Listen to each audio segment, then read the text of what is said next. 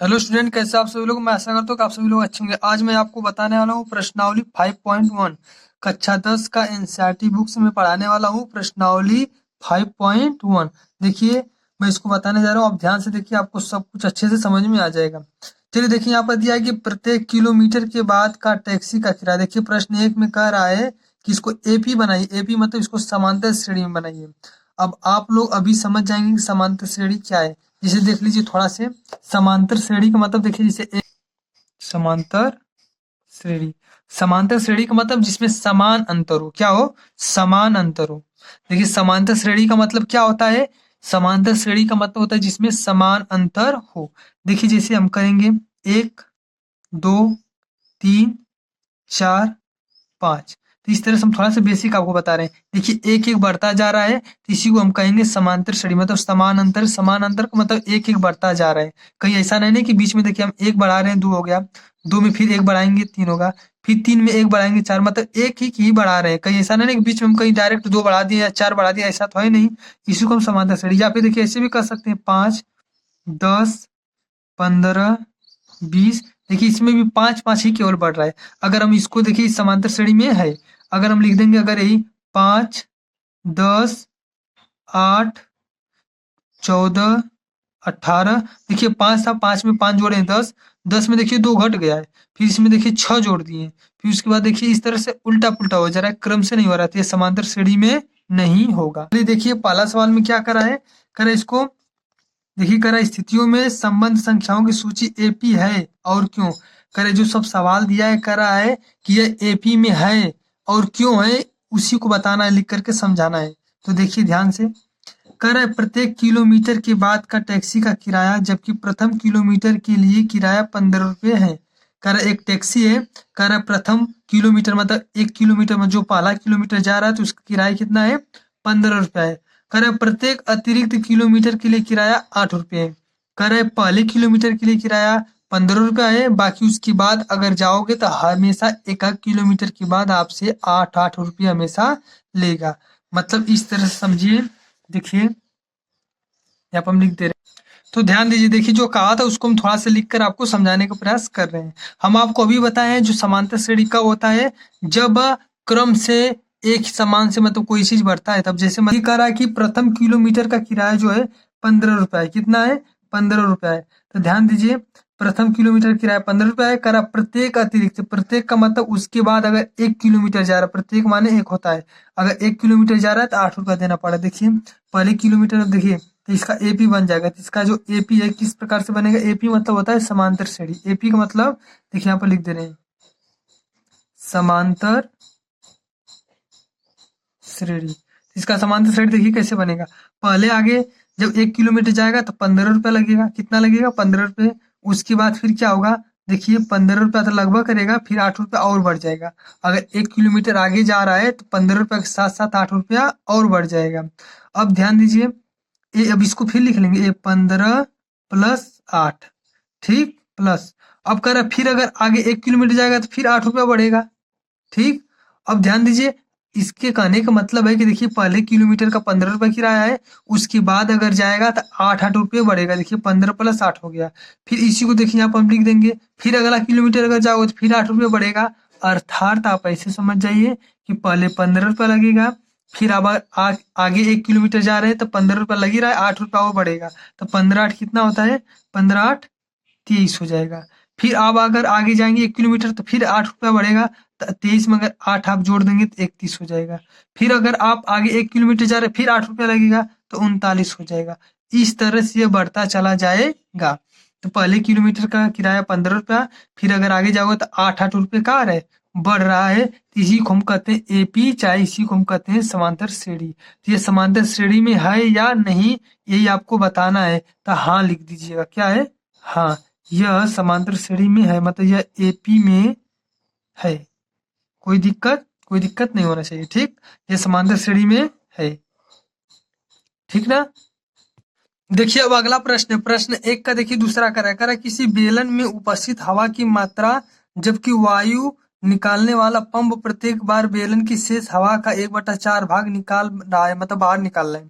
तो एक बेलन है, उसका आयतन होगा कह रहा उसमें से एक पंप है, ठीक, बेलनाकार जो पंप होता है ना, कह रहा उसमें से जो पंप हवा निकाल रहा है, एक बार में 1/4 भाग निकालेगा, 1/4 भाग निकाल रहा है, एक बार में 1/4 भाग निकाल रहा है। चलिए देखिए यहाँ पर ध्यान दीजिए, जैसे ऐसे कर लेंगे, माना माना आयतन, किसका आयतन, जो पंप है, माना पंप का आयतन बराबर भी है, माना पंप का आयतन क्या है, भी है। तो इसमें फिर क्या रहा है, 1/4 भाग निकाल रहा है। जो हवा की मात्रा है इस बेलनाकार जो पंप है, इसमें जो हवा की मात्रा है, इसमें से जब हम पंप के द्वारा जब उसमें भर रहे हैं हवा, मतलब उसमें से कितना निकल रहा है, 1/4 भाग बाहर निकल रहा है, ठीक।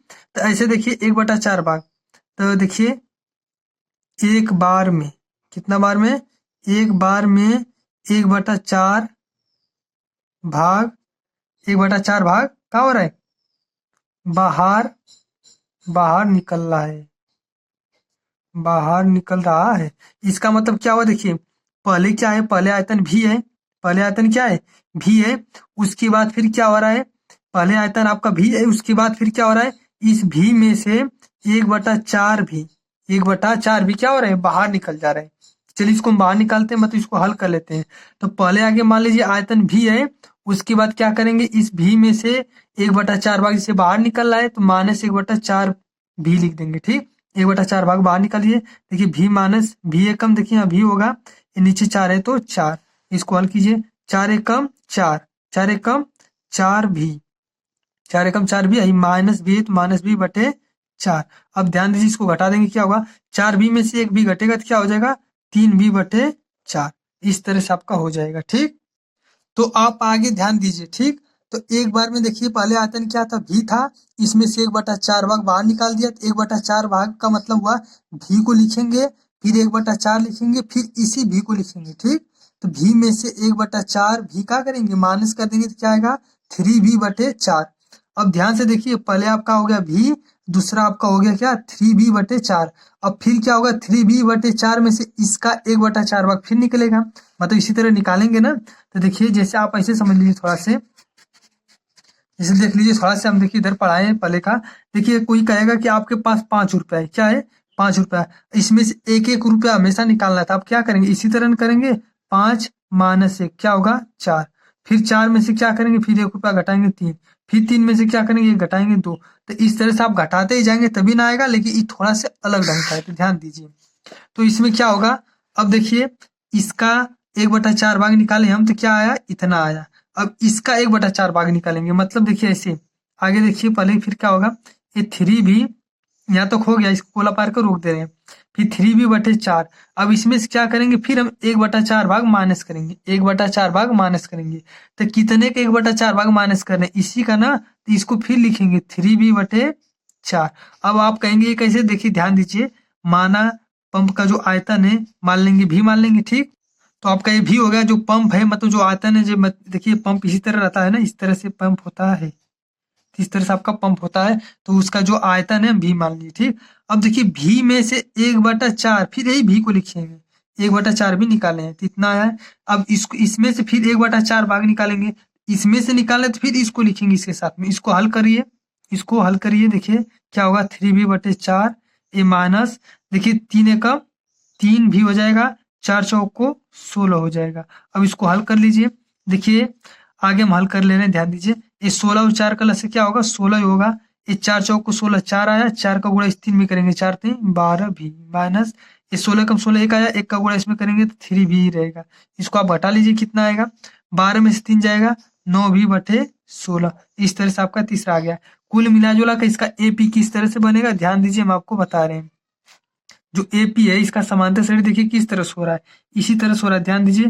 पहला आ गया भी, पहला क्या था, भी था, दूसरा क्या आपका यही है ना, कामा ये 3b/4, फिर कामा ये 9b/16, इस तरह से आपका चलता रहेगा, ठीक।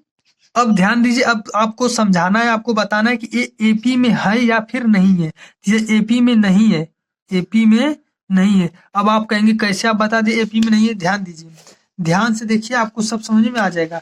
देखिए इस पहले सवाल में क्या था, पहले में 8 बढ़ रहा है, केवल 8 ही बढ़ रहा है, कोई दिक्कत नहीं। देखिए इन दोनों के बीच में 8 का ही अंतर है, इन दोनों के बीच में भी देखेंगे 8 का ही अंतर है, तो 8 बढ़ रहा है, तो यह एपी में है। देखिए इसी तरह हम इसमें भी अंतर निकालेंगे, इन दोनों के बीच में, इन दोनों के बीच में देखिए अंतर कितने का आ रहा है। ठीक,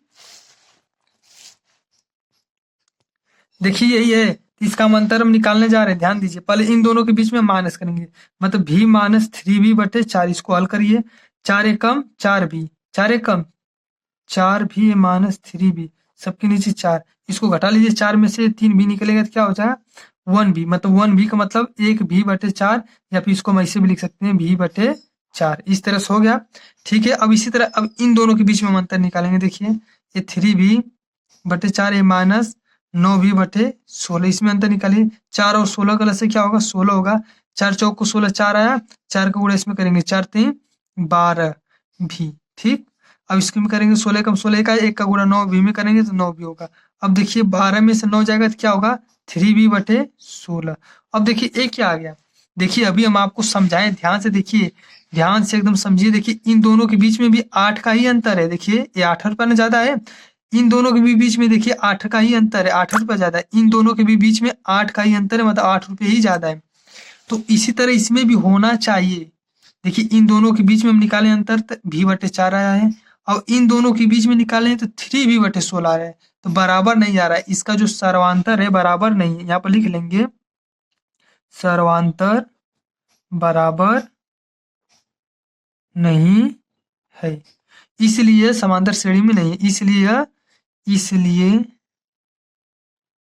यह एपी का मतलब है समांतर श्रेणी, एपी में नहीं है। ठीक, थोड़ा सा ध्यान दीजिए, इसको समझाने में थोड़ा सा टाइम लगा है तो वीडियो थोड़ा सा लंबा हो जा रहा है, तो थोड़ा आप देखिए, अब ध्यान दीजिए, अब थोड़ा हम जल्दी बताएंगे। आप देखिए इसको समझ के कर सकते हैं। देखिए क्या दिया है, प्रत्येक मीटर की खुदाई के बाद एक कुआं खोदने में आई लागत, जबकि प्रथम मीटर खुदाई की लागत 150 रुपये है। 1 मीटर जब खोदा जा रहा है कुआं तो 150 रुपये लग रहा है, और उसके अतिरिक्त अगर खोदा जा रहा है तो जो खुदाई को जो लागत है 50 रुपये बढ़ता जा रहा है। कितना जा रहा है 50 रुपये हमेशा बढ़ता जा रहा है। देखिए बस केवल 50 रुपये बढ़ रहा है, इसको देखिए इस तरह से एकदम आप डायरेक्ट लिख सकते हैं। जो तीसरा सवाल है, पहले करा 150 रुपया है, फिर करा 50 रुपया बढ़ रहा है, तो 50 रुपया बढ़ जाएगा तो कितना होगा 200 होगा, फिर 50 रुपया बढ़ेगा तो 250, फिर 50 रुपया बढ़ेगा तो 300, इस तरह से आपका बढ़ता रहेगा। तो लिख दीजिए यह एपी में है। क्या है, एपी में है। क्यों है, क्योंकि इसका सर्वांतर, सर्वांतर को होता है मतलब कि अंतर, इन दोनों के बीच का अंतर, इन दोनों के बीच का अंतर, इन दोनों के बीच का अंतर बराबर है। लिख सकते हैं यहाँ पर देखिए, यहाँ पर हम लिख दिए इसका सर्वांतर क्या है बराबर है। देखिए इन दोनों के बीच में 50 का अंतर, 50 का ही अंतर है, 50 का ही अंतर है। ठीक, देखिए इसमें अंतर नहीं था इसलिए एपी में नहीं था, इसमें अंतर है इसलिए एपी में है। अब देखिए आगे चौथा सवाल, चौथा सवाल ध्यान से एकदम देखिए, कर रहा है कि खाते में प्रत्येक वर्ष का मिश्र धन, जबकि देखिए यहाँ पर दिया 10,000 की राशि 8% वार्षिक दर से चक्रवृद्धि ब्याज पर जमा की जाती है। ध्यान दीजिए, देखिए कह रहा वर्ष का मिश्र धन, खाते में प्रत्येक वर्ष का जो मिश्र धन है, जबकि इतना रुपए की जो राशि, इसको मूलधन कहेंगे। क्या कहेंगे, इसको मूलधन। देखिए मूलधन क्या है आपका 10,000 रुपये, कितना है 10,000 रुपये आपका है। ठीक, फिर आगे कह रहा है जो दर है, दर क्या कर रहा है 8% है। कह रहा है ध्यान दीजिए, यहाँ पर कह रहा है कि वार्षिक दर से चक्रवृद्धि ब्याज पर जमा हो जाता है। देखिए कह रहा है प्रत्येक वर्ष मिश्र धन, प्रत्येक वर्ष मतलब हर साल, मतलब आज पहला साल है, फिर आगे आएगा दूसरा साल, फिर तीसरा साल, फिर चौथा साल। ध्यान दीजिए यहाँ यन बराबर क्या होता है समय, यन बराबर क्या होता है समय, समय का मतलब ये पहला साल, फिर दूसरा साल, तीसरा साल, चौथा साल, जैसे हर साल अलग अलग मानेंगे ना, पहला साल, दूसरा साल, 3 साल, मतलब पहले आगे 1 साल होगा, फिर 2 साल होगा, फिर 3 साल, फिर 4 साल, इस तरह से रहेगा। अब ध्यान दीजिए, एक आप सूत्र जानते हैं उसके हिसाब से हम लगा लेंगे। तो पहले वर्ष का देखिए, देखिए शुरू शुरू में आप क्या मानेंगे, देखिए एक तो सूत्र होता है, आप थोड़ा सा ध्यान दीजिए। ए बराबर क्या होता है पी कोष्टक में 1 + r/100 के घाते n, इस तरह से आपका सूत्र होता है। अब आप कहेंगे ये सब क्या है, ए का मतलब होता है मिश्र धन, पी का मतलब होता है मूलधन, ये आर का मतलब होता है ब्याज, एन का मतलब होता है समय, समय का मतलब 1 वर्ष 2 वर्ष जो है, आर का मतलब दर, आर का मतलब दर है ब्याज नहीं, आर का मतलब दर, दर देखिए 8% है। ठीक, पी का मतलब है मूलधन, देखिए यहाँ पर जो है, ए का मतलब मिश्र धन है। ठीक, तो ध्यान दीजिए इस सूत्र में अगर मान रखेंगे तो क्या होगा, पी का मान क्या है 10,000, क्या है 10,000 है। देखिए इस तरह से आपका पी का मान 10,000 हो गया। ये देखिए 1 + आर का मतलब होता है दर, दर आपका 8% है तो 8 लिख देंगे, ये नीचे 100 है तो 100 लिख देंगे। और यन का मतलब होता है समय, यन का मतलब होता है समय, पहले 1 वर्ष का निकालेंगे, 1 वर्ष का मतलब 1, 1 वर्ष का मतलब 1, तो इस तरह से आपका हो गया। अब ध्यान दीजिए इसका एपी कैसे बनेगा, बस आप ध्यान से देखिए। तो इसका एपी कैसे बनेगा भाई, ध्यान दीजिए। तो पहले आगे क्या है आपका 10,000 है, क्या है आपका 10,000 है। फिर उसके बाद फिर देखिए कामा कर लीजिए, उसके बाद फिर क्या होगा आपका 1 वर्ष का है ना। देखिए शुरू शुरू में आपका 10,000 है, फिर उसके बाद 1 वर्ष का है, कितना 1 वर्ष, इसको लिखिए 1 + 8/100 के घाते 1, 1 वर्ष का हो गया। फिर आपका क्या होगा 2 वर्ष का होगा, फिर इसी को लिखिए, इसी को लिखेंगे बस, 1 की जगह 2 हो जाएगा।